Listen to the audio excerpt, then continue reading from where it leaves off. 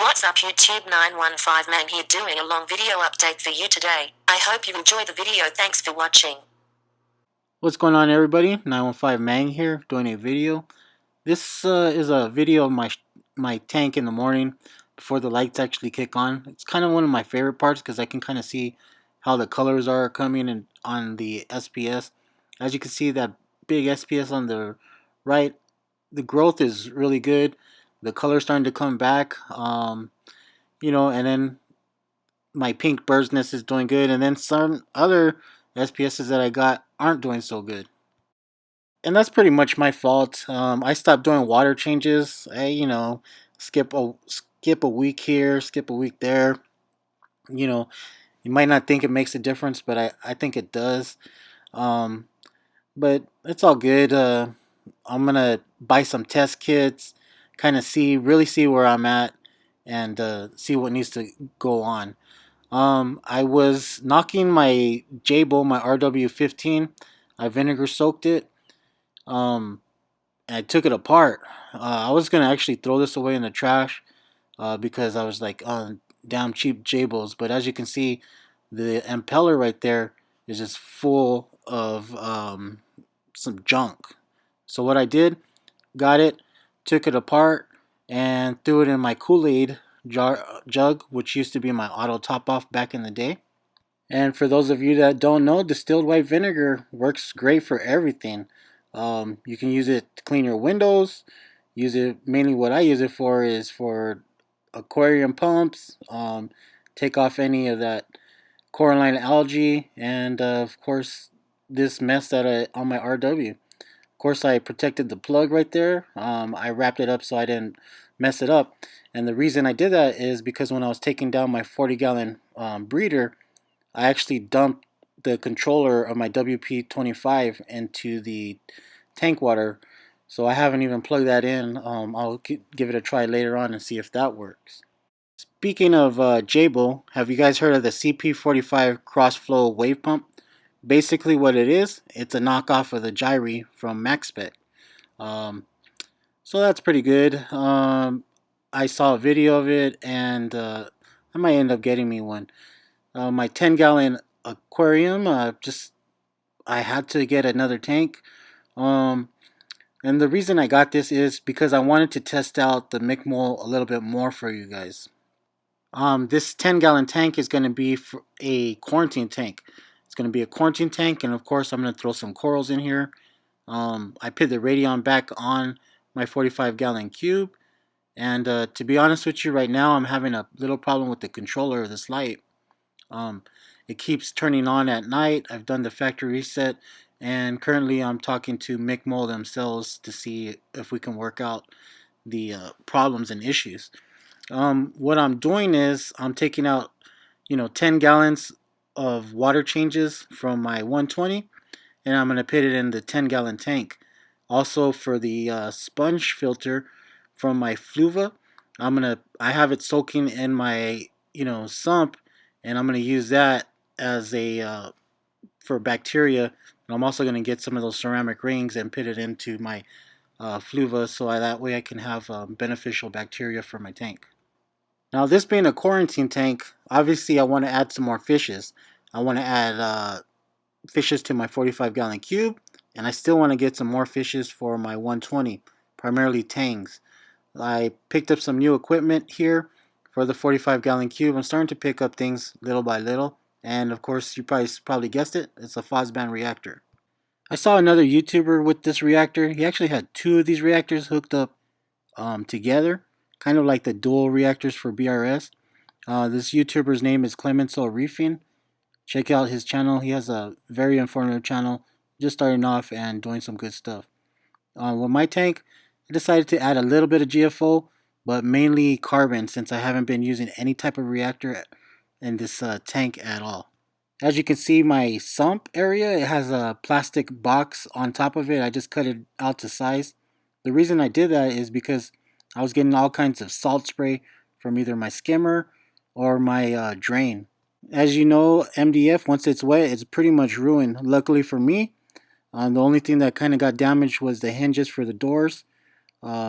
I did have to wipe them down with some paper towels and I'm going to pretty much protect it by adding a thin coat of vegetable oil on there. I'm a fan of the bulk resupply calc washer. I've been using it for a good while now. I'm 120 gallon, and I'm going to go ahead and start off with a tablespoon for the cube. So instead of getting a calc reactor, I'm just going to go ahead and use this old Tetra pump. Basically, what a calc reactor is, or calc store is a pump kicks on, and then it stirs up the mixture so that it's most concentrated getting introduced to your tank. In the 120 gallon reservoir that I have, it's a 20-gallon tank. I have it hooked up to the reef keeper, and the reef keeper kicks on the little Tunzi pump that stirs it up. This one is not going to turn on and off because I don't have any type of controller. Now, my ATI lighting, it's doing a good job. Right now it's running daytime. The two bulbs that are off come on at nighttime. And so what I did is I ordered some LEDs from Amazon. Uh, I got the Amazon Prime, so I try to take advantage of it. These are those cheap LEDs with the tape on the back of them. They have all kinds of fancy LEDs. These are just regular blue. They have them where they change different colors: greens, reds, purples, UV, all kinds of colors. But I just went with the blue. These are non-waterproof. As you can see, I got a whole bunch of LED on this. I didn't even come close to using it all. I did spend about $20 because I had to buy the remote. I bought a adapter to make it brighter, go through different kind of modes, all kinds of stuff like that. So the total I did spend was less than $20 from Amazon. This is the little adapter. Nothing funky about that. You do have to buy the power supply with it. And the cool thing is you just cut right there with regular scissors and then use the double-sided tape. The whole reason I did this was to see if these LEDs would make it pop enough. I am going to have to add another strip to get that pop. They sell some like little connectors, and the connectors are like a couple of bucks, so it's pretty inexpensive. This is what it looks like at night. Both light bulbs are actually on. It does kind of make a difference. The nice thing, it does have a remote, but if I was to plug this into a timer, it wouldn't just kick on or off by itself. You do have to push that remote manually. Maybe if I disconnected the remote control part of it, it would be an instant on or off. Overall, I'm pretty happy with it. I am going to add the little connector so that I can run a separate strip down. So I'll be a dual strip down the tank, and then I'll get more of a pop, I'm pretty sure, that way. But, this is a cheap, easy mod.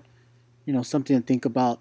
This is in no way going to feed my corals the light that they need, but it does make the GSP and things like that pop. So speaking of pop, let's do this. Let's go ahead and do a contest from this Sunday till next Sunday. All you have to do is comment below. I don't care what you say. And I'll put your name in the raffle. And then whoever wins, there's going to be 10 winners. I'll be sending you some gel filters for free. How's that? Alright, so I wanted to go ahead and do some shoutouts right now. This is a look at some of my coral foods. You can watch that, but really, more importantly, is a shout out to all the YouTubers that I watch that are interactive with the channel. Rad Perez, check him out. Awesome YouTuber. He has his tank down right now because of a home remodeling. A Breeze duck testing. Check him out. He has a huge tank in his garage. It's coming along. My boy Samuko2468, Arizona Reefer. The man has problems, man. He has a fish tank room. He's an SPS King. Another YouTuber, Richard Colombo, SPS King. You probably haven't heard of him. Saltwater Will. The man just picked up a huge SCA aquarium. I love his videos. Inappropriate Reefer. He's a funny guy. He does so many crazy things that that's how he got his name. Joe Torres. This man got a big build going on. He just picked up this big ass skimmer. Of course, Aaron's Aquarium, UK Reefer, funny as hell. The man had to go poo poo the other day. You should check that video out. That was real funny. Clemenceau Reefing, awesome. I already gave him a shout out earlier, but Clemenceau Reefing, check him out. Joey Young Aquariums, Nine Stick Nate, Gene Almeida, Hawaii 50, Jay Bliss, Willie D Aquatics, Mr. Klein Reef, Puff Daddy Reef, check him out. He's coming along pretty good. Isaac Torres Reefs, 40-gallon reef just starting off. Hector Hinojosa, been watching him for a long time. Go support him. He has a really clean 40-gallon breeder. Danny's Reef Tank. I like his zoetry that he got going on. That Dmitry Tumanov, Pragmatic Reef. New York City Chillids, what's up? Tank and stuff, massive tank. The man did a 7-hour maintenance video. John Doyle, Steve Diaz, MFSCN, at Reef. At Reef went nuts on his tank build. Reefer Boy, Flip Ray, Kiss Reef, Will Santiago, Miss Saltwater Tank, CDN Studman, love watching his stuff. Of course, CJ Aquariums, coming out with a lot of videos, which I'm really appreciative because I like watching his videos.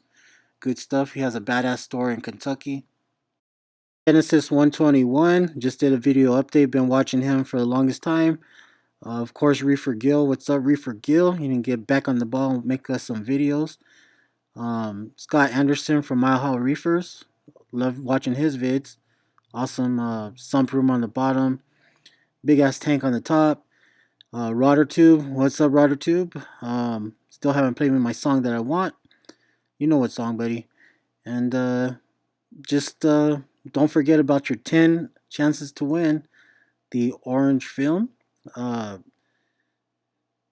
Just comment below, and then it'll run from Sunday till next Sunday for one whole week. Anyways, guys, here's the top-down view of the cube. Everything's pretty much going to stay like this for now, and hopefully I have some good benefits from the calc washer. You guys take care. Thanks for watching. Like and subscribe.